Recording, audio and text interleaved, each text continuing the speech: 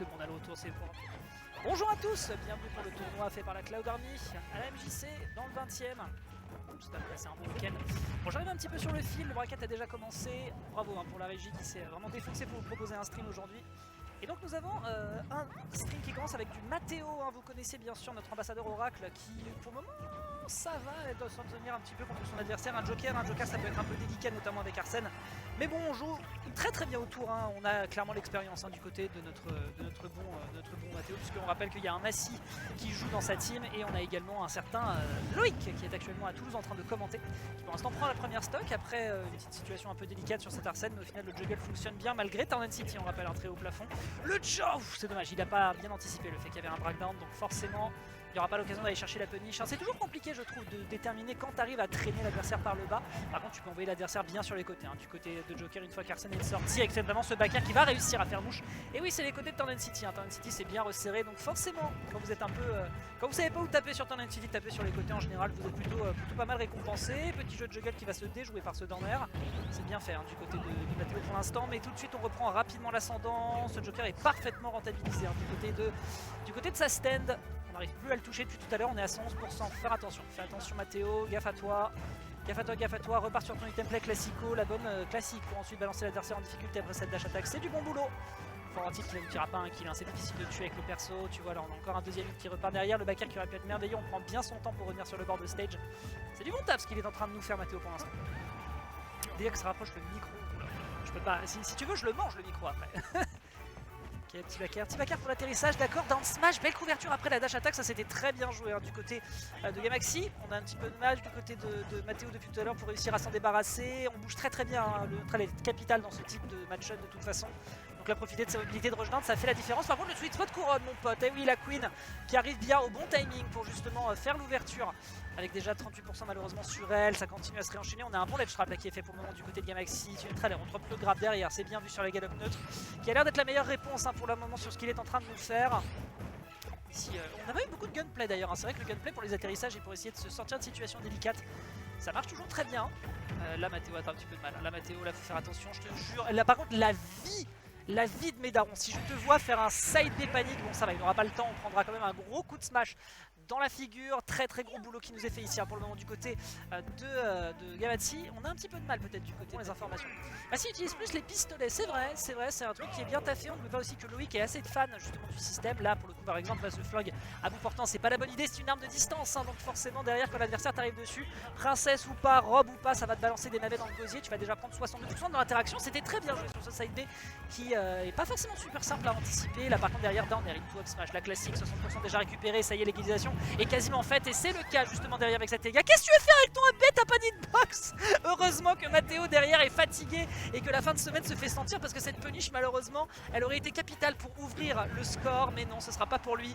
Bien tenté quand même le AP, je sais pas ce qu'il a voulu chercher, peut-être qu'il a voulu partir sur derrière le coup avec le Tether quand il était sans Arsène, mais là on reconnaît que le petit frère a mal géré son affaire. Là par contre l'item play qui part directement dans la Rebel Guard, c'est pas la bonne idée, il y a des interactions dans lesquelles on se plante un peu au niveau des timings du côté de Mathéo et ça va lui desservir notamment sur ce backer out of shield direct. Là on n'a pas réfléchi et le coup a été assez violent, mais c'est sans Arsène, donc forcément Joker derrière ça a du mal à toucher. On va balancer beaucoup d'items play, on a voulu refoncer pour la dash attack, je comprends l'intention. Et là justement cette espèce de mid-range qui essaye de capitaliser Gamaxi, bah elle fonctionne très bien, il n'y aura pas de punish sur le pari, c'est dommage. Cette dash attack par contre qui arrive pas à tuer sur Town City alors qu'on est à full rage, c'est un scandale. Oh c'était bien vu et on se débarrasse de Mister Saturne. Aïe aïe, et ça le backer, ouais, backer en cancel après le floaty, forcément ça fonctionne pas très bien. Mais là pour le coup le pauvre Mister Saturne il se fait balancer et derrière il se prend un coup de club dans le nez. Bon, dash attack ici qui a fonctionné quand même à 180 même si on n'avait pas de rage. À un moment faut pas déconner, ça va réussir à faire le café. Là derrière on récupère le turnip. Des petites interactions qui vont un peu trop vite, hein, du côté de Mathéo pour l'instant. Et du côté de Gamaxi justement c'est un rythme qui lui correspond. On arrive justement à bien plus tourner autour. Et voilà, derrière on balance des dégâts, des petits flingues, il sait qu'il n'a pas besoin de se précipiter. Même s'il y a une égalité, c'est quand même davantage à pitch de lui foncer dedans. Baker il tout dash attack et pourquoi pas. L'idéal de toute façon pour lui, hein, c'est de trouver des petites interactions faciles comme ça pour choper du Whiff Punish. Mais après, Whiff Punish, un fast faller et Whiff Punish, un personnage qui court aussi vite que le Joker, malheureusement c'est un peu délicat derrière. Par contre, si derrière on n'arrive pas à se récupérer alors que pourtant on avait la facilité sur le retour de Arsène, c'est dommage. Et c'est la deuxième fois qu'on se prend cette punition précise. Il va falloir faire attention pour la suite parce que là on est déjà très en retard malheureusement. Le petit réflecteur qui se débarrasse du turnip, c'est bien joué. Ça part directement se confronter dans le shield. Attention à ce side B, heureusement qu'on avait la spot dodge derrière. Sinon il y avait encore 30% gratuit de par ce EGA qui est utilisé par Arsène. Et on a voulu temporiser au prix de 40%, 50 cette fois-ci, pour essayer de se débarrasser le plus possible de la scène. Side B panique, Mathéo, je te jure et je suis sûr que tu m'entends, t'as intérêt à ne pas la refaire celle-là, sinon je vais crier très fort. Très bien vu ici ce side B par contre qui là fonctionnera bien pour faire le challenge dans le shield qui était déjà très entamé, donc ça pour le coup c'est un gros élément de pression et en plus ça trouve le shield poke. Donc ça c'est une bonne chose. Ok, la backthrow qui fonctionne bien, on est à 80% sur sa dernière stock. On fait attention du côté de Gamaxi au niveau des placements, c'est très clean. Bakar, tu peux malheureusement pas le contester. La seule chose que tu peux faire c'est roll-out, faut surtout pas sauter. Ça fait 2 fois de suite qu'il se le prend. Le side B ici qui n'est pas puni, donc ça va. Le Bakar ici qui fonctionne bien avec le float comme ça, c'est du bon boulot pour l'instant. Est-ce qu'on trouve une punish? On trouve une punish, mais ça réussira malheureusement pas à tuer. Je pense qu'il voulait chercher le stage spike, mais ce ne sera pas récupéré. Down tilt pour récupérer le contrôle de terrain. Il y a un Bakar qui est utilisé, mais cette fois-ci avec un bon timing, on trouve le Bakar ici. Le cul de la princesse qui va réussir à propulser le pauvre lycéen dans ses 22. Attention à ce forward smash qui était encore une fois une bonne tactique pour réussir à chercher le kill. Je rappelle que c'est comme ça qu'il a pris la première game. Oh, il y a un stitch, ça peut faire très mal. Ouh, ça part dans le shield, beaucoup de confrontations dans le shield qui était bien placé pour éviter de se prendre le shield poke. C'est du bon boulot, le réflecteur cette fois-ci avec le forwarder qui est tenté dans l'autre sens. Petit template forward smash. Qu'est-ce que tu vas nous tester, Mathéo? Qu'est-ce que tu cook? Qu'est-ce que tu es en train de nous proposer en ce week-end du 13 avril 2024? Très bien vu la confrontation pour prendre derrière l'impact, ça c'était absolument merveilleux. Tu fais une roll-in, tu te prends le turnip, derrière moi j'ai le temps de faire mon instant double jump forwarder. Il n'y a rien à dire, quand on est dans la place, Mathéo fait des ravages. C'est bien, je sais pas que les pitchs me cassent la gueule, mais en tout cas, oui, niveau rushdown, la tactique est plutôt bonne du côté de Gamaxi et on décide de rester sur Turn City. Hein. Visiblement des deux côtés, on va le préférer. Très bien vu ici la Rebel Touch, ça prend déjà 50% de cette garde qui va être importante pour les interactions suivantes, puisqu'on a vu que c'était majoritairement avec Joker quand même qu'il faisait le taf. Il était quand même assez démuni une fois que le personnage n'arrivait pas à se présenter avec son grand frère. Et là justement ça va se jouer dans les prochains pourcentages. Justement Arsène qui fait son entrée et qui va pouvoir peut-être amener la situation en faveur de Gamaxi, notamment au niveau de Challenge Trap. Galgapata qui se fait punir immédiatement par Grab into Forwarder, la grande classico qui fait déjà beaucoup de dégâts. Et là on reprend l'avantage positionnel. Merci le Hubber d'être passé. Ouh, le réflecteur qui est pris, on récupère derrière le turnip. Mais quel est ce niveau? Quel est ce niveau d'item play que nous propose Mathéo? Il a du mal à gérer par contre le Bakar. Le Bakar en float cancel, ça a l'air d'être une situation sur laquelle on n'est pas très bien préparé du côté de Gamaxi malheureusement. Ça va très vite.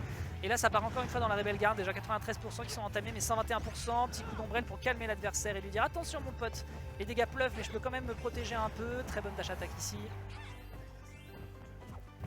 Ah, et puis là ça se gagne. Non, la dash attack était de trop. La dash attack à ces pourcentages là c'est interdit mesdames et messieurs. La plupart des dash attacks sont pas safe on shield et donc forcément c'est pas la bonne tactique à adopter. Il vaut mieux aller chercher des coups plus safe, mais enfin, que ce soit les jabs ou les dash attack, on est à proscrire, surtout quand on commence à dépasser les centaines de pourcents, surtout face à un Joker. Side B. Ok gars, c'est la nouvelle méta, les pitchs, vous inquiétez pas, prenez des notes. Mathéo s'il dit vous vous taisez et vous acquiescez. Il est dans les petits papiers de Newtace. Aïe. On prend beaucoup de dégâts de par ces super dégâts qui sont balancés depuis tout à l'heure. Et voilà, c'est le moment où on va pouvoir perdre Arsène et se prendre le Bakar directement dans les gencives. Le bon moment pour rentabiliser qui a été pris du côté de Mathéo. Dommage, on ne pourra pas aller chercher plus de combos par ça. C'est des bas pourcentages. Un bas pourcentage, ça veut dire moins de stun. Et donc forcément, il y a des trucs que tu penses qui fonctionnent, mais au final, ça ne fonctionne pas selon la réaction défensive de l'adversaire. Bon Bakar ici qui marche. Déjà à 77%, c'est pas monstrueux, par contre au niveau du ledge trap, il n'y a pas à dire. Gamaxi fait des super belles choses, on a l'air de bien noter les habitudes adverses, on l'empêche de revenir et ça prend déjà 120%, il n'a pas le temps d'aller se confronter pour aller le récupérer. Mais par contre, ce très bel échange, on a un stitch, non c'était pas un stitch je crois pas, je suis pas totalement sûr, ça va partir directement dans le bouclier. Quand ça part dans le bouclier, le side B c'est très safe, quand ce n'est pas le cas et qu'on fait saut de mouton, par contre on a que ses yeux pour pleurer. Belle punish qui n'arrive malheureusement pas à être davantage rentabilisée malgré une tentative de ledge trap qui a été faite du côté de Mathéo, mais qui remet les compteurs à l'équilibre et qui se permet même d'aller guetter un lead. Attention quand même à cet égal, le side B qui sera pas puni, on aurait pu peut-être faire davantage après cette dash attaque qui a également été tentée de l'autre côté. Par contre forward tilt qui va bien fonctionner avec un angle, il faut quand même le reconnaître, est dégueulasse, mais ça fera clairement les affaires de Gamaxi qui à 122% est quand même très en danger. Arrête de faire des side B pour tuer Mathéo, la vie de mes darons.